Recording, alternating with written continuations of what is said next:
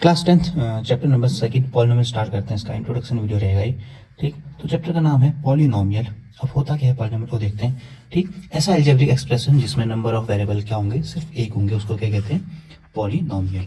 ठीक, जैसे यहाँ पे दिख रहा होगा पी एक्स बोले तो variable of x, polynomial of variable of x ना, 2x² - 4x + 5। ये क्या है, इसमें वेरिएबल क्या है, एक है ना, सिर्फ एक्स, तो ये कहलाएगा एक पॉलिनोमियल जिसमें वेरिएबल क्या होंगे, सिर्फ एक होंगे। ठीक, ऐसी जैसे इसको तो हमने एक्स का वेरिएबल, एक्स का पॉलिनोमियल कहा, जैसे पी वाई होता polynomial in terms of Y equal to हो जाता y² + 7y + 3।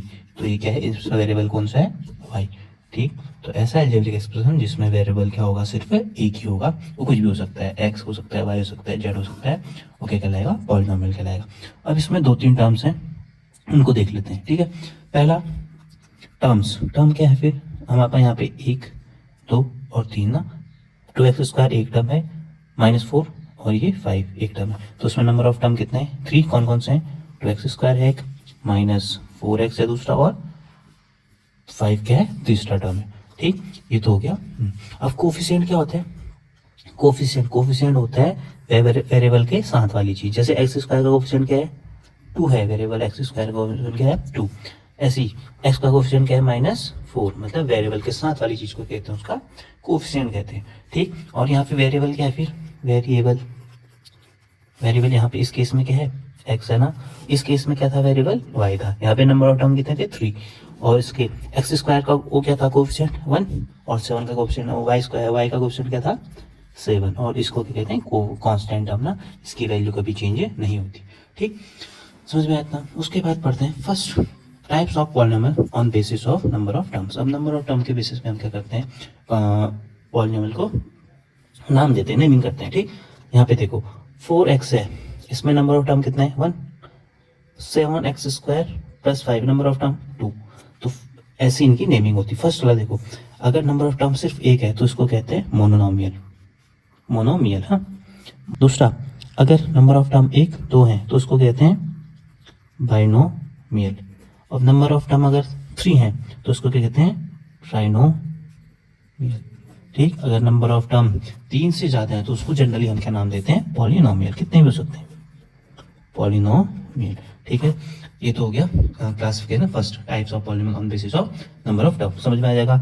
अगर एक टर्म है तो मोनोमियल, 2 टर्म है तो बाइनोमियल, और 3 टर्म है तो ट्राइनोमियल, और उससे ज़्यादा कुछ भी, कितनी भी टर्म है उसको कहते हैं हम पॉलिनोमियल्स। ठीक है, अगला सेकेंड क्लासिफिकेशन इसका degree and name of the polynomial basis on degree. अब डिग्री के बेसिस पे हम क्या करते हैं, पॉलिनोमियल को नाम देते हैं। ठीक, डिग्री होती क्या है वो देखना। डिग्री ऑफ पॉलिनोमियल क्या होता है, highest power of the variable is in the polynomial. जो भी उसकी हाईएस्ट पावर होगी वो क्या कहलाएगी, उसकी डिग्री। जैसे यहाँ पे देखो हाईएस्ट पावर क्या थी वेरिएबल की, 3 ना, तो उसकी डिग्री कितनी होगी, 3। तो ऐसी वेरिएबल की डिग्री के नाम, डिग्री के हिसाब से हम क्या देते हैं, उसको नाम देते हैं। पहला देखो इसमें डिग्री कितनी है, डिग्री x की पावर 1 है ना, यहाँ पे डिग्री देखो x की हाईएस्ट पावर कितनी है, 2, यहाँ पे x की हाईएस्ट पावर कितनी है, 3। तो अगर पावर 1 है तो उसको क्या नाम देते हैं हम, लीनियर पॉलिनोमियल। ठीक, अगर पावर 2 है तो उसको देते हैं हम क्वाड्रेटिक पॉलिनोमियल। ठीक है, अगर डिग्री कितनी है, 3 है तो इसको क्या कहते हैं हम, क्यूबिक पॉलिनोमियल। ठीक है, तो इसका तीसरा क्लासिफिकेशन है जीरोज ऑफ पॉलिनोमियल। जीरोज क्या होते हैं वो देखना, value of variable for which the polynomial become 0। तो वेरिएबल की ऐसी वैल्यू जिससे क्या होगी, पूरी पॉलिनोमियल 0 हो जाएगी। देखो जैसे एग्जांपल px इक्वल टू है हमारे पास 8x - 4। ठीक, तो x की ऐसी वैल्यू जिससे ये पूरी टर्म्स क्या हो जाए, 0 हो जाए। तो इसके लिए हम क्या करते हैं, सिंपली 8x - 4 इक्वल टू 0, क्योंकि हमको x की वैल्यू ऐसी चाहिए जिससे 0 आ जाए ना, तो पूरी इक्वेशन को हम 0 कह देते हैं, मतलब पूरी टर्म को 0। तो क्या आएगा, 8x इक्वल टू -4, इधर जाके +4 ना, तो x इक्वल टू 4/8, 1/2। तो x की वैल्यू 1/2 रखने पे ये इक्वेशन क्या हो जाएगी, 0। देखो रखो फिर x की वैल्यू 8 × 1/2 -4, 4 - 4 इक्वल टू 0 ना, तो x की वेरिएबल की ऐसी वैल्यू जिससे क्या हो जाए, पूरी इक्वेशन 0 हो जाए। ठीक, अब डिग्री ऑफ, अगर डिग्री कितनी है, 1 है, वेरिएबल की मैक्सिमम पावर 1 है, तो उसके नंबर ऑफ जीरोस कितने होते हैं, हमेशा 1 होते हैं। ठीक, अगर डिग्री 2 है तो नंबर ऑफ जीरो कितने होंगे, 2। डिग्री 3 है तो डिग्री नंबर ऑफ जीरोज़ कितने होंगे इसके 3। जैसे x³ + 7x + 5 = 0 है तो इसमें x की 3 वैल्यू हो सकती है जिससे ये इक्वेशन क्या हो जाए 0 हो जाए। या फिर x² + 5x + 7 = 0 है तो इसमें डिग्री कितनी है 2 तो इसमें नंबर ऑफ x की 2 वैल्यू हो सकती हैं जिसके लिए ये इक्वेशन क्या होगी 0 होगी। और यहाँ पे कितना था सिर्फ 1/2। ठीक है। अब अगला ज्योमेट्रिकल रिप्रेजेंटेशन या फिर ज्योमेट्रिकल, जब भी हमको ज्योमेट्रिकल ग्राफ दिए होंगे तो उसमें जीरोज़ को हम कैसे देख सकते हैं। ठीक है। अगर हमको इन टर्म्स ऑफ px दिया है, ठीक है, वेरिएबल क्या है इसमें, सपोज px है, तो बताना ऐसे कोई ग्राफ का टच कर रहे हैं तो ये क्या था एक्स एक्सिस, ये एक्सेस, ये वाई ना, तो एक्स एक्सिस में जितनी बार टच किया या फिर जितने बार उसने कट किया वो क्या लगेगा उसके जीरोज 1 2 3, तो इसके जीरोज कितने यहाँ पे 3 हो गए। ठीक। अगर ये वाई की दिया था, अगर ऐसी दूसरा ग्राफ ऐसा दिया होता, ये एक्स एक्सिस में कट कर रहा है नहीं कर रहा है ना, नंबर ऑफ जीरोज कितने हो जाते 0। ठीक। ऐसी अगर ऐसा होता ग्राफ ऐसा ऐसा तो 1 2 3 3 जगह पे कट किया तो जीरोज कितने हो जाते 3 हो जाते। ठीक है। दूसरा अगर हमको इन टर्म्स ऑफ वाई दे दिया, ठीक, तो आप देखेंगे कहाँ वाई एक्सिस में कितने बार काट रहे हैं। ठीक। ऐसा कुछ होगा या फिर ऐसा कुछ होगा तो वाई एक्सिस में देखो कितने बार काटा है, ये तो एक्स एक्सिस में काट रहा है, इनको नहीं देखना है। वाई एक्सिस में देखो एक बार काटा ना तो नंबर ऑफ जीरोज कितने हो जाएंगे इसके 1 हो जाएंगे। ठीक है। समझ में आया। ग्राफ मतलब ये, अगर एक्स वाली वेरिएबल वाली दी है इक्वेशन तो हम देखेंगे एक्स एक्सिस में कितने पॉइंट पे काटा, अगर वाई वाली दी है तो हम देखेंगे कि वाई पे कितने जगह काटा। ठीक है। ऐसे ना 1 1 2 3 4 जगह पे ना तो उसके जीरोज कितने हो जाएंगे 4 हो जाएंगे। समझ में आइए। अब इसका 5वां क्लासिफिकेशन है relationship between zeros and coefficient of polynomial ना। अब हमने क्या पढ़ा था, कोई भी जनरल एक क्वाड्रेटिक इक्वेशन होगी किस फॉर्म की होगी, x² + bx + c, इस फॉर्म की क्या होगी, कोई भी क्वाड्रेटिक इक्वेशन होगी। ठीक है। जिसमें x² होगा, एक x की टर्म होगी, एक कोएफिशिएंट होगा। ठीक। तो सम ऑफ जीरोज फर्स्ट क्या होता है, जीरोज को क्या कहते हैं, फिर कोई भी जीरोज होंगे तो उनको कहते हैं अल्फा कॉमा बीटा ना। ठीक। क्योंकि क्वाड्रेटिक ले रहे हैं तो 2 जीरोज होंगे, एक को कह दिया अल्फा दूसरे को बीटा, तो अल्फा + बीटा = होता है -b/a coefficient of x upon coefficient of x² ना, मतलब -b x का coefficient upon coefficient of a, मतलब x² मतलब a का। ठीक। ऐसी product of zeros alpha * beta, zeros के मल्टीपल ना, = होता है constant term upon coefficient of x²। तो ये क्या होता है, इनका रिलेशन होता है, यहाँ से क्वेश्चन बनता है। ठीक। एग्जांपल देखो हमको दे दिया है जैसे 2x² + 8x + 6 ना, तो हम क्या निकाल लेंगे फिर प्रोडक्ट, देखो पहले सम ऑफ जीरोज क्या हो जाएगा -b/a, b क्या होता था कोएफिशिएंट ऑफ x, तो क्या हो जाएगा 8 माइनस का साइन, और a क्या होता था x² का कोएफिशिएंट तो 2, तो क्या आ गया -4, तो सम ऑफ जीरोज ये हो गया। ऐसी प्रोडक्ट ऑफ जीरोज क्या हो जाएगा c/a ना, c क्या था कांस्टेंट टर्म 6, a क्या था x² का कोएफिशिएंट 2, तो क्या आ गया हमारे पास 3। और सम ये जीरोज निकालना अल्फा और बीटा निकालना अभी हम एक्सरसाइज में सीखेंगे। ठीक। एक्सरसाइज 8.2 का पहला क्वेश्चन है find the zeros of the following quadratic polynomial and verify the relationship between the zeros and the coefficient. ठीक। हमको ये क्या दिए, क्वाड्रेटिक इक्वेशन दिए, क्या है x² - 2x - 8। सबसे पहले तो इसमें बताओ इसके कोएफिशिएंट क्या है, x² का कोएफिशिएंट क्या है, a से डिनोट करते हैं ना, a = क्या है 1। ठीक। x का कोएफिशिएंट क्या है, f के साथ वाला, b से डिनोट करते थे इसको, हमारे पास जनरल फॉर्म थी ना x² + bx + c से कंपेयर करके हमको कोएफिशिएंट मिलते थे। b क्या है फिर -2 साइन से लेंगे, और c क्या है -8। ठीक। ये तो हमारे पास क्या आ गए, इसके कोएफिशिएंट आ गए। अब एक कोएफिशिएंट का रिलेशन होता था सम ऑफ जीरोज = होता था -b/a, और प्रोडक्ट ऑफ जीरोज होता था c/a। ठीक। इसको हमने क्या करना है, वेरीफाई करना है, पहले जीरोज निकालने हैं। ठीक। तो देखो पहला x² 2x - 8, अब जीरोज को हमने क्या कहा था अल्फा बीटा निकालने, तो फर्स्ट स्टेप =0 इक्वेशन बनाएंगे इसको। अभी क्वाड्रेटिक इक्वेशन है तो हम इसको सॉल्व कैसे करते थे, स्प्रेडिंग मिडिल टर्म से ना, तो 8 का मल्टीप्लाई करो कोएफिशिएंट ऑफ इसके साथ 1 है ना, तो 8 × 8, 8 के फैक्टर करो प्राइम, 8 2 4 2 2 2 1 ना। अब कुछ भी करके हमको क्या लाना है, 2 लाना है, तो क्या हो जाएगा 2 × 4 -2 = 4 आएगा, 2 आएगा, तो 4 - 2 ब्रैकेट में -8 = 0। ठीक। तो एक्स स्क्वायर माइनस अंदर मल्टीप्लाई कर दो, माइनस का माइनस रहेगा x, minus minus minus plus 2 और एक्स माइनस 8 इक्वल टू 0।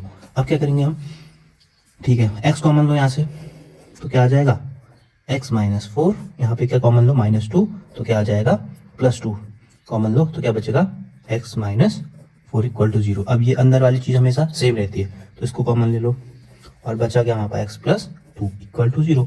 तो एक बार इसको मानो इक्वल टू 0 तो x इक्वल टू कितना आ गया 4, दोबारा x प्लस 2 को 0 माना तो x इक्वल टू कितना आ गया -2। इसको क्या कहते थे, alpha equal to 4 beta equal to 2 ना, क्योंकि जो को क्या होते थे जीरोज होते थे उसको हम एक को अल्फा एक को बीटा कहते हैं। अब क्या करना है हमको, verify the relationship between them ना। तो रिलेशनशिप क्या होता है, सम ऑफ जीरोज बोले तो अल्फा प्लस बीटा होता था माइनस बी अपॉन ए के, तो अल्फा और बीटा को ऐड करो, फिर 4 माइनस 2 करो, 4 minus 2 equal to minus B देखो क्या है -2 और ए क्या है 1, तो यहाँ पे क्या बचेगा 2, यहाँ क्या बचेगा माइनस माइनस प्लस 2 ना, 2 इक्वल टू 2 इक्वल है, सही है। अगला प्रोडक्ट ऑफ जीरोज ना, तो alpha into beta equal to होता था सी अपॉन ए, तो प्रोडक्ट क्या है फिर 4 इंटू 2 इक्वल टू सी क्या है, सी कहाँ गया -8 अपॉन 1, और ये -2 था ना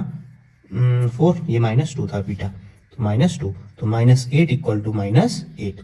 ठीक, प्रोडक्ट ऑफ जीरोज भी सेम आ रहा है और सम ऑफ जीरोज भी रिलेशन से सेम आ रहा है, तो ये क्या हो गया वेरीफाइड। अब सेकेंड इक्वेशन देख के हमको 4s² minus 4s plus 1 equal to 0 compare कर दो Cartesian form of quadratic equation से, ax plus ax² plus bx plus c से ना। ठीक, x बोले तो कोफिशिएंट अभी क्या है यहाँ पे s है इसकी जगह, तो a इक्वल टू क्या आ गया हमारे पास 4, b इक्वल टू आ गया हमारे पास -4 और c इक्वल टू आ गया हमारे पास 1। ये तो क्या हो गया इसके वेरिएबल हो गए, मतलब कोफिशिएंट हो गया ना। अब क्या निकालने हैं, पहले फर्स्ट जीरोज निकालते हैं फिर इसकी वेरीफाई करेंगे रिलेशन इसका। ठीक है, तो देखो जीरोज निकालने के लिए 4s² minus 4s plus 1 equal to 0 ना। स्प्लिटिंग मिडिल टर्म 4 1 जा 4, 4 के फैक्टर करो 2 प्लस 2 ना, 2 प्लस 2 4 आएगा बीच वाले टर्म आर से s plus 1 equal to 0, 4s² minus, तो 4s² माइनस मल्टीप्लाई करो 2s minus plus minus minus ना 2s प्लस 1 इक्वल टू 0। अब कॉमन लो, इससे क्या आ रहा है कॉमन 2s, तो क्या आएगा बचेगा 2s माइनस 1, यहाँ से क्या कॉमन लो 1 लो तो क्या बचेगा 2s माइनस 1 इक्वल टू 0, क्योंकि माइनस अंदर माइनस क्यों हो गया, माइनस हमने कॉमन ले लिया तो ये प्लस हो गया है माइनस हो गया। ये वाली चीज हमेशा सेम होती है, तो क्या बचेगा 2s माइनस 1 एक, 2s माइनस 1 ये दूसरा, तो दोनों को इक्वल कहो 2s माइनस 1 इक्वल टू 0, तो 2s equal to 1, s equal to 1/2। Same यहाँ भी 2s minus 1 equal to 0, s equal to 1, 2s equal to, तो s इक्वल टू 1/2। तो एक को कहते थे अल्फा 1/2, दूसरे को कहते थे बीटा 1/2। अब ये तो क्या निकाल दिया हमने जीरोज। ठीक है, अब रिलेशनशिप ज्ञात करना, हमको रिलेशन वेरीफाई करना है, रिलेशन वेरीफाई करना है ना। तो क्या होता था सम ऑफ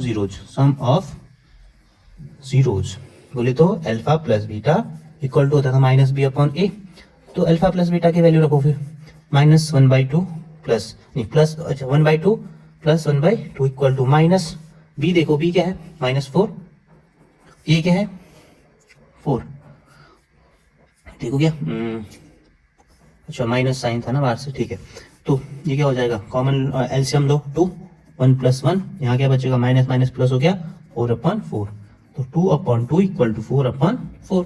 कितने बार जाएगा ये 1 टाइम, ये कितने बार जाएगा 4/4 भी 1 टाइम, तो 1 इक्वल टू 1 आ गया। ठीक है, अगला product of zeros, product of zeros क्या होता था c/a, तो प्रोडक्ट करो तो अल्फा इंटू बीटा ना, तो अल्फा इंटू बीटा की value 1/2 into 1/2 equal to c क्या है फिर 1 अपॉन a क्या था 4, तो 2 2 जा 4 नीचे बचेगा 1 1 जा 1 1/4, तो ये भी इक्वल है। तो इनकी रिलेशनशिप और कोएफिशिएंट ऑफ वेरिएबल और इनके बीच का जो रिलेशन था जीरोज का वो क्या हो गया वेरीफाई हो गया, वेरीफाइड। ठीक है, तो क्वेश्चन नंबर फर्स्ट का थर्ड पार्ट करते हैं। हमको एक क्वाड्रेटिक इक्वेशन दे रखी है 6x² माइनस 3 माइनस 7x, अच्छे फॉर्म में लाते हैं पहले 6x² माइनस 7x -3। ठीक है, अब एक अच्छी स्टैंडर्ड फॉर्म आ गई। तो पहले वेरिएबल बता दो, A equal to coefficient A equal to 6 X square के साथ वाला, बी इक्वल टू -7 और सी इक्वल टू आ गया हमारे पास -3।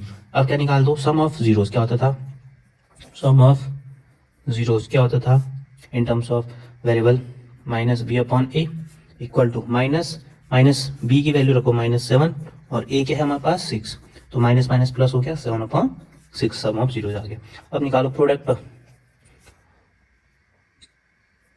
ऑफ जीरोस, ये क्या होता था सी अपॉन ए ना, सी के हमारे पास -3, ए के हमारे पास 6, काट दो फिर 1 टाइम -1/2 बचा। ठीक, अब क्या निकालना है हमको, जीरोस निकालने ना, तो क्या करोगे 6x स्क्वायर -7x -3 जीरोस निकालने तो इक्वल टू 0 कहेंगे। अब देखो 3 6 जा 18 के फैक्टर करो, प्राइम फैक्टर 2 9 3 3 3 1 फैक्टर करके प्लस माइनस कुछ करो कि 7 आ जाए, क्या हो जाएगा 3 3 जा 9 -2, 9 - 2 कितना हो जाए 7 और 6x स्क्वायर, तो 6x square -9x minus plus 2x -3 equal to 0। पहले दो में से कॉमन क्या आ रहा है 3x, क्या बचेगा 2x -3 प्लस क्या बचेगा यहाँ पे L1 कॉमन आ रहा है, तो क्या 2x -3 इक्वल टू 0। अंदर वाली चीज हमेशा सेम होती है, तो 2x -3 और दूसरा बचेगा 3x + 1 इक्वल टू 0। एक बार इसको कहो 0, एक बार इसको, तो 2x -3 इक्वल टू 0, तो 2x इक्वल टू कितना 3, x इक्वल टू 3/2। ऐसे ही ये अल्फा इक्वल टू आ गया 3/2। ऐसे ही देखो 3x + 1 इक्वल टू 0 कहो, तो 3x इक्वल टू कितना -1, x इक्वल टू -1/3, ये क्या हो गया हमारे पास बीटा 1/3। तो अल्फा आ गया, बीटा आ गया, जीरोज आ गया ना। तो अब फिर से रिलेशन देखो, सम ऑफ जीरोज क्या होता था in terms of zeros, sum of zeros alpha plus beta, तो रख दो वैल्यू 3/2 -1/3। एलसीएम लो तो क्या आएगा 6 9 6 एलसीएम आया, ये हो जाएगा 2 टाइम 2, ये 2 टाइम गया तो बचेगा 9 और ये -2, तो कितना आ गया 7/6 इक्वल टू देखो 7/6 के बराबर भी है -b अपॉन ए ना, फर्स्ट वाला तो सही है ये, ठीक है। ऐसे ही product of zeros, product of zeros ये क्या होता था अल्फा इंटू बीटा, तो कर दो 3/2 इंटू -1/3 कितना आ जाएगा -3/6 कटा -1/2 टाइम, ये किसके बराबर है c अपॉन ए। तो क्या हो गया रिलेशनशिप इनका वेरीफाई हो गया, वेरीफाइड, ठीक है। अब देखो क्वेश्चन नंबर फर्स्ट का फोर्थ पार्ट हमको एक दिया है क्वाड्रेटिक इक्वेशन ना, ठीक। इसमें बताओ फिर a इक्वल टू क्या हो जाएगा coefficient of u, a equal to 4, b equal to 8, c equal to, इसमें कांस्टेंट टर्म है कुछ नहीं है ना, तो 0। अब अगला sum of zeros, sum of zeros निकाल दो, क्या होता था -b upon A equal to minus और माइनस अंदर 8 अपॉन ए की जगह 4 ना, तो कितना आ जाएगा -2 टाइम। प्रोडक्ट ऑफ जीरोज निकालो, प्रोडक्ट ऑफ जीरोज क्या होता था c अपॉन ए, c कितना है 0 अपॉन 4, कितना आ जाएगा 0। अब निकालने इसको इसके जीरोस, तो देखो 4u स्क्वायर प्लस 8u, अब ये क्या है 2 टर्म है ना इसमें, ठीक, स्प्लिटिंग मिडिल टर्म भी नहीं है, तो जीरोज निकालने इक्वल टू 0 कहो, ठीक। इन दोनों में कॉमन देखो क्या कॉमन है, एक तो 4 है, एक u कॉमन है, क्या बचेगा अंदर 4 और u कॉमन लिया तो यहाँ पे बचेगा u + 2 इक्वल टू 0। एक बार इसको 0 कहो, एक बार इसको 0, तो 4u इक्वल टू 0, तो u इक्वल टू कितना आ गया 0, अल्फा इक्वल टू आ गया 0, पहला कोफिशिएंट पहला जीरोज, दूसरा इसको 0 कहो, u + 2 इक्वल टू 0, तो u इक्वल टू कितना आ गया -2, दूसरा बीटा इक्वल टू -2। अब फिर से क्या होगा सम ऑफ जीरोज क्या होता था, sum of zeros alpha plus beta ना, तो कर दो 0 प्लस की जगह माइनस, तो -2 इक्वल टू हो जाएगा -2, और ये किसके बराबर भी है फिर यहाँ जो आया था ना -b अपॉन ए के बराबर। ऐसी product of zero, product of zeros क्या होता था अल्फा इंटू बीटा, अल्फा क्या दिया है 0, बीटा क्या दिया -2, तो कितना होगा 0, और ये किसके बराबर भी है c अपॉन ए। तो क्वेश्चन नंबर फर्स्ट का फिफ्थ पार्ट है टी स्क्वायर माइनस 25। इसके सबसे पहले क्या निकालेंगे, कोफिशिएंट ना। तो ए क्या होता था, स्क्वायर वाली पावर 2 की, 2 के साथ वाला, तो इक्वल टू आ जाएगा 1 टी स्क्वायर। बी क्या होता था, पावर 1 वाला, 1 के साथ वाला, तो ये क्या है कुछ नहीं है ना, तो 0। सी क्या होता था, कांस्टेंट टर्म, ये कितना -15 होगा, ये इसको 15 कर लेना, ठीक। तो ये अब पहला देखो, इसमें क्या निकालना था, sum of zeros. Sum of zeros क्या होता था, -b/a, तो -b कितना है 0/a कितना है 1, तो 0/1 कितना होता है 0। प्रोडक्ट ऑफ जीरोज ये क्या होता था, c/a, c कितना है -15, a कितना है 1, तो कितना आ जाएगा -15। अब इसके जीरोज निकालने हैं, टी स्क्वायर माइनस 15 दिया है हमको, जीरोज निकालने के लिए करते हैं इक्वल टू 0, तो टी स्क्वायर इक्वल टू कितना होगा 15, और टी इक्वल टू स्क्वायर हटेगा तो अंडरूट लग जाएगा √15 ना। अब जो भी अंडरूट वाली वैल्यू होती है उसको क्या लिखते हैं हम, टी इक्वल टू क्या लिख सकते हैं, +/√15 ना। तो अल्फा एक जीरोज मान लो प्लस का √15, बीटा दूसरा जीरो मान लो माइनस का √15, ठीक है। तो अब निकाल लो रिलेशन सम ऑफ जीरोज, क्या आ जाएगा, ये होता था अल्फ़ा प्लस बीटा ना, तो अल्फ़ा प्लस बीटा करो, माइनस का √15 प्लस का √15, तो माइनस प्लस आप उसमें 0। ऐसी ये किसके बराबर है फिर, यहाँ ना -b/a के इक्वल है, -b/a के इक्वल है। ऐसी प्रोडक्ट ऑफ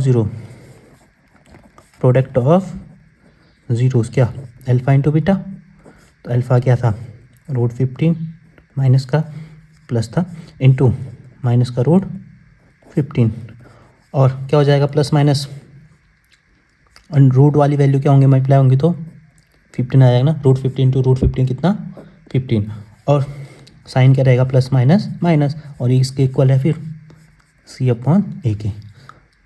तो हो गया रिलेशन वेरीफाई जीरोज और कोएफिशिएंट ऑफ जीरोज के बीच ना, वेरीफाई, ठीक है। अगला क्वेश्चन नंबर फर्स्ट का 6 पार्ट देखो, हमको पॉलिनोमियल दिया है, तो इसके पहले कोएफिशिएंट निकाल लो, a इक्वल टू कितना 3, b equal to -1, c equal to -4।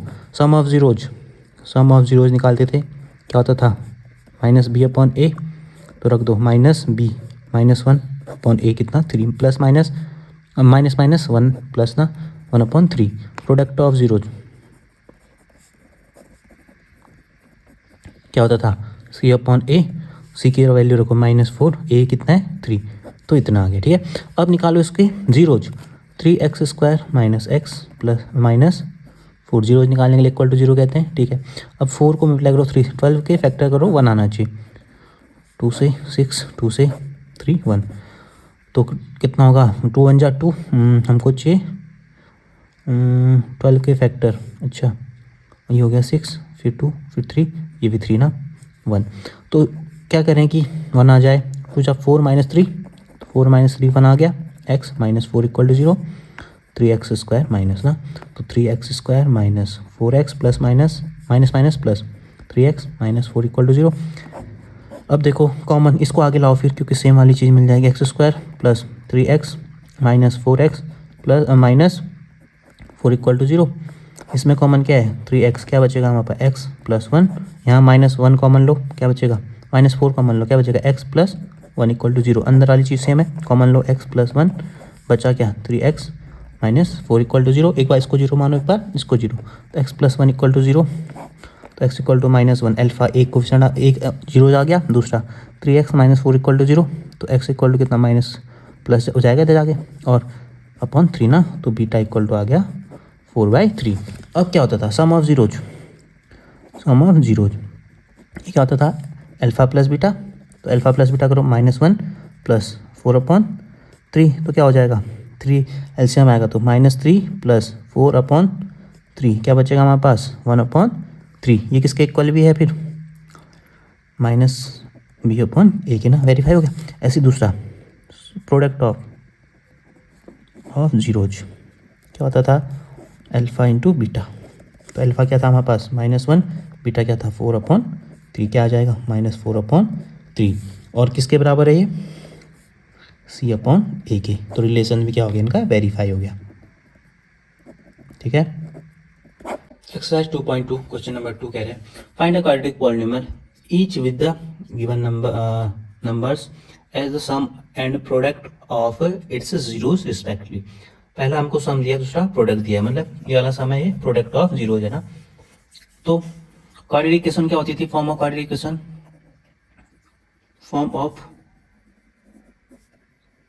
Quadratic equation क्या होती थी फिर? ये होती थी x square minus sum of zeros x plus product of zeros ना। तो देखो पहला लिख दोगे सम ऑफ जीरोज क्या है? सम ऑफ जीरोज क्या दिया था हमको? 1/4। प्रोडक्ट ऑफ जीरोज क्या दिया है हमको? -1। तो सो क्वाड्रेटिक इक्वेशन क्या हो जाएगी फिर? देखो X square sum of zeros क्या है? 1/4 बाहर से एक्स माइनस प्लस है ना, फिर माइनस का 1 इक्वल टू, चाहिए क्वाड्रेटिक फॉर्म बनाने। ठीक हो गया। तो क्या हो जाएगा? X square minus 1/4 x minus 1। ये हमने क्या कर दिया? इसको क्वाड्रेटिक पॉलिनोमियल के फॉर्म में कन्वर्ट कर दिया। ठीक है। ऐसे ही अगला देखो सेकेंड वाला पार्ट। सेकेंड दिया हमको √3 √2 कॉमा 1/3। सम ऑफ जीरोज क्या है इसका? सम ऑफ जीरोज क्या है? √2। प्रोडक्ट ऑफ जीरोज क्या है?